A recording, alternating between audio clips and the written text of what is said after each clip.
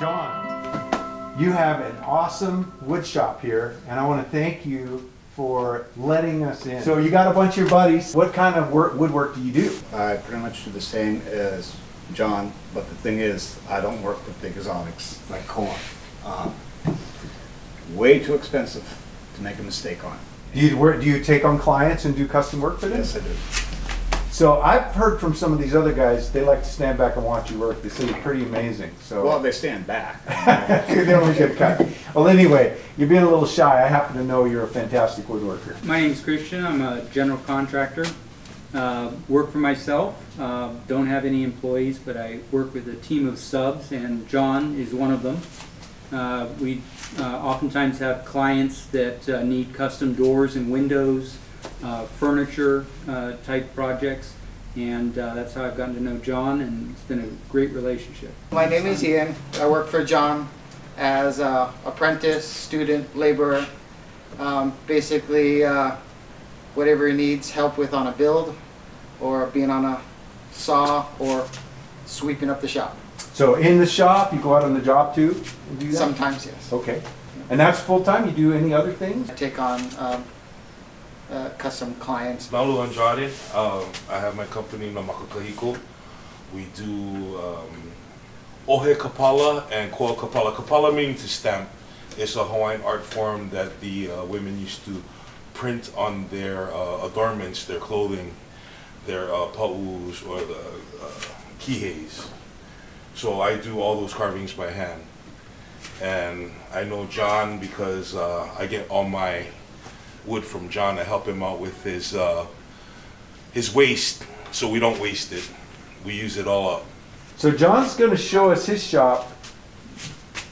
Can you show me your shop if we get time? Yeah, right here.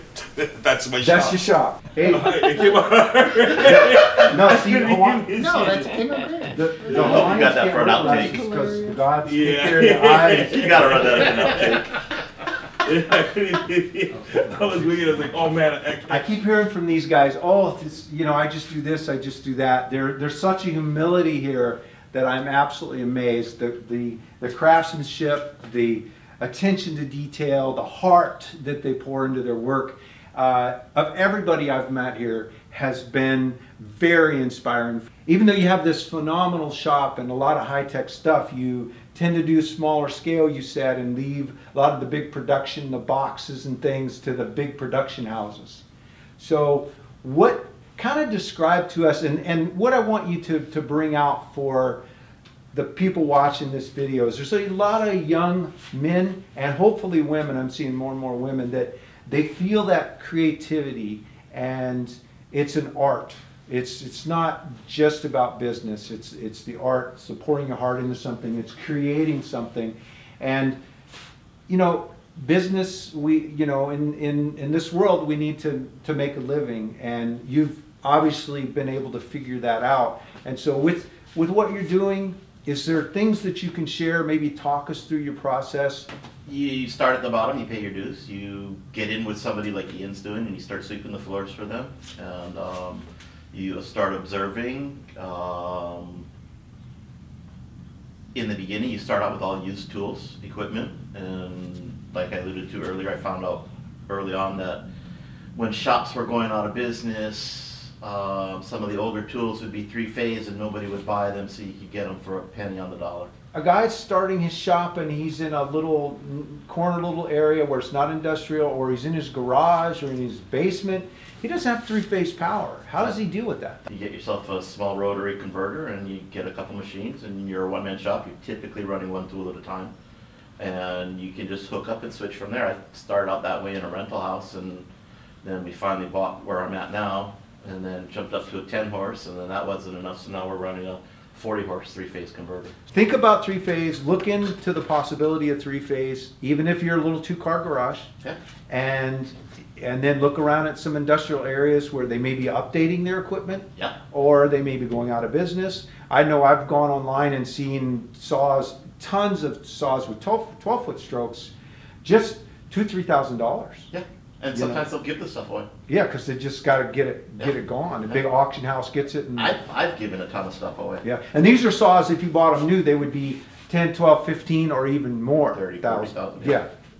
So you also mentioned soft start. What do you call that system? Variable frequency drives. If you start getting into running big motors, like that saw over there's got a 30 horse on it.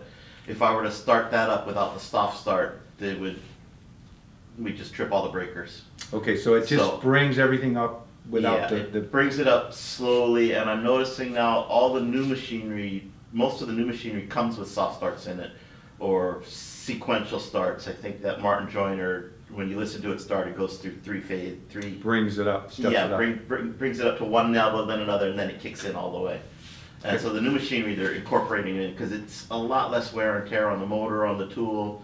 When that saw did not have a soft start on it, you'd start it up and the belts would burn rubber getting the whole thing going. There'd be a loud screech and everything. And now when you start it, just gently ramps up.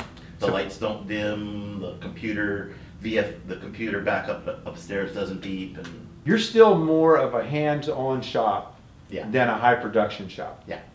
And I guess that's what I'm trying to get at is yeah, you're on the bigger end of doing that, but you could do what you do in a smaller scale, I think. You wouldn't want to, it wouldn't be as fun. You could, yeah. I mean, you could build a lot of the stuff I do just with a Festool and a Festool saw with a sliding guide. Track? Yeah, sliding track. And That's how I work, so, but all the guys know. yeah. My shop is portable. My shop is maybe about this big, inside a trailer. And Nolly was telling me the other day that I got a serious problem that we need to work on. And you can see up there, I've got 10 Colt routers up there. And he's all like, dude, one router, change the bit. And I'm all like, no, 10 routers, grab the one you want and then put it away. You have something that most shops don't have. It's pretty cool looking, and I saw some stuff that came out of it. These bow ties. What is that machine? It's a universal laser, or you can use it for engraving or cutting. You probably tell a lot of guys that's a great tool to have, but it probably wouldn't be your first tool when you start expanding. No, I'm not using it much now, and I'm going to try and get into at some point. When I start doing smaller stuff, I might play with it more. So back over there, I saw something that I've never seen before, and I've seen a lot of industrial equipment, and that is a Aldendorf slider with a 15-foot stroke.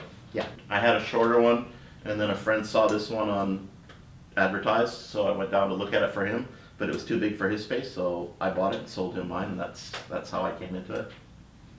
I saw you straight edge on that the other day. That's where it would really come in handy for production, is being able to straight edge. Dust collection in a shop, any shop, is real important. So what do you got going on over there? We've got two different Oneida setups. One is a 3 horsepower that I use for all my chips, and we waste nothing with the wood because the wood chips go up the road to an area where they're doing farming and stuff like that. So they're composting it, and then they're using it for the pig beds and stuff like that. So really nothing goes to waste. And then I've got a 7.5 horse setup with a rotary airlock on it to pick up all the fine dust. On this side over here, and it looks like some kind of edge banding setup? Straight edge banding, you can put from veneer edge banding onto it to 1.5 inch thick by 2.5 inch thick lumber, and it's basically 2 heated plates. You preheat the solid, you put your glue on your substrate or your plywood, and then you put it in it. You hit the pneumatic clamps, then you hit the other clamp and walk away for 5 minutes and come back and it's done. And so being heated, even though are you using like wood glue, like Type Bond or mostly Type Bond. So what's the heat do then? Does that just help it cure quicker? Yeah, Martin Joyner with a Tersa head. And that's how big of a joiner is that?